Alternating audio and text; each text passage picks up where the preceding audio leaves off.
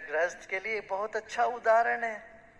शिव जी के परिवार में बैल भी है, सिंह भी है, सांप भी है, मोर भी है, चूहा भी है। तो घर में सब तरह के लोग होते हैं। इन सबको संभालो अच्छे से और प्रसन्नता पूर्वक संभालो, खुशी खुशी संभालो। ये मत सोचो सब एक सरह से होना चाहिए, सब हमारे जैसे होनी चाहिए, ये नहीं आग्रह करो। शिव जी बैठे हैं, तुम तटस्थ रहो। जब तुम्हारी बीबी और माँ के बीच में झगड़ा होता है, वाद विवाद चलता है, तुम आनंद लो, उसको सुलझाने मत जाओ। बैठते हो वही तुम ज्योति को पाओ। तुम खुद ज्योति ही तो है, तुम ज्योति तो हो। अप दीपो भवा, भगवान बुद्ध ने भी यही कहा, शिवो हम शिवो हम। जहां बैठोगे तुम ही ज्योति स्वरूप है। शिव जी को पत्थर के रूप में ना देखे, उनको ज्योति के रूप में देखे, इसीलिए ऋषि मुनियों ने ज्योतिर्लिंग कहा। लिंग को भी ज्योति के रूप में देखो। ये कहानी ऐसी है पुराणों में, ज्योति का स्तंभ दिखा और उसका ना पैर दिखा, ना उसका अंत दिखा, ना उसका सिर दिखा। तब ब्रह्मा और विष्णु को भी शिव जी का रूप ऐसे ही दर्शन, शिव जी का ऐसा ही दर्शन हुआ जैसे ज्योति का पुंज, एक स्तंभ। तब ये कहां से शुरू हुआ ये देखने चले करके ब्रह्मा नीचे गए और विष्णु बोले अच्छा मैं ऊपर जाता हूं। नहीं, वो रिवर्स है शायद। ब्रह्मा गए ऊपर और विष्णु नीचे। बाद भी मिला नहीं तो थक के वापस आ गए। जब वापस दोनों आए तो बोले नहीं, मैंने सिर नहीं देखा। उन्होंने कहा मैंने पांव नहीं देखा। तब शिव को बोलते अनादि अनंत ज्योति है, वो ज्योति स्वरूप है। वो कैसे? ध्यान गम्यम। बोलते तुम ध्यान में तुमको हम समझ पाएंगे, ध्यान में तुम्हें अनुभव कर पाएंगे, ये कहा। तो शिव जी तब प्रत्यक्ष होके इनको बोलते मैं ध्यान गम्य, ध्यान करोगे तो मैं तुम्हें पूर्ण रूप से मैं देखूं।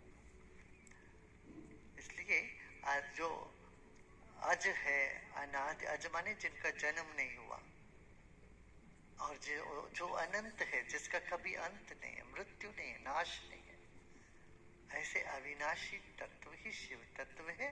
उनको ज्योति के रूप में देखो,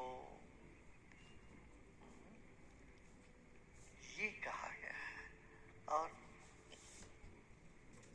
जहां तुम बैठो वहीं करो। देखो 12 ज्योतिर्लिंग का यही है कि भारत की जो अखंडता को दर्शाने के लिए रामेश्वरम से केदारनाथ तक, इधर कामाख्या से द्वारिका तक, पूरे भारत में दैवी शक्ति को जगाने के लिए ऋषि मुनियों ने ये सब बना था, हमारे आचार्यों ने बनाया। और आदि शंकराचार्य ने इसको और भी खूब इस पे सुगंध लाए।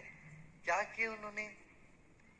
नेपाल के पशुपतिनाथ मंदिर में पुजारी को कर्नाटक से भेजा। बोले कर्नाटक के पुजारी ही वहां पूजा करेंगे, कानून बना दिया उन्होंने। और बद्रीनाथ में, केदारनाथ बद्रीनाथ में बोले नहीं, केरला से जाएंगे, यहीं से जाके वहां पूजा करेंगे। और रामेश्वरम में बोले महाराष्ट्र का ही विद्वान जाके रामेश्वरम में पूजा करेंगे। ये नेशनल इंटीग्रेशन तो यही है ना, भारत को एक सूत्र में जोड़ने के लिए कहा। तो कहा कि फिर काशी से, उन दिनों में देखो, उन दिनों में बोले कि काशी से गंगा जल ले जाके रामेश्वर में चढ़ाओ और रामेश्वर से वहां समुद्र का जल ले जाके वहां काशी विश्वनाथ जी को चढ़ाओ। क्या जल तो काशी विश्वनाथ जी की नहीं है क्या? वो खुद ही ले लेगी। मगर ये प्रवासोद्यम को भी देख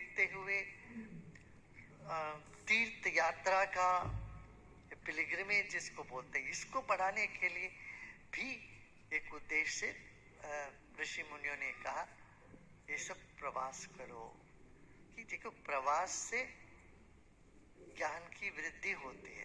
तुम एक जगह से दूसरे जगह जाते हो, कई तरह की परिस्थितियों को तुम्हें सामना करना पड़ता है, कई तरह के लोगों से मिलते हो, उनसे ज्ञान मिलता है, उनसे कुछ सीखने को मिलता है, क्या करना चाहिए क्या नहीं करना चाहिए ये बोध भी होने लगता है। इस कारण से भी कहा गया है कि प्रवास करो। हा? एक चार दीवार के अंदर ही बैठे रहे जिंदगी भर, कहीं बाहर गए ही नहीं, कुछ किए ही नहीं, तो फिर तुम्हारा व्यक्तित्व भी संकुचित बना रहेगा। इसीलिए तुम घूमो करके उन दिनों में बोला गया। आजकल तो तुम्हारे फोन में सब कुछ पता चल जाता है। आज की जमाना अलग है, उन दिनों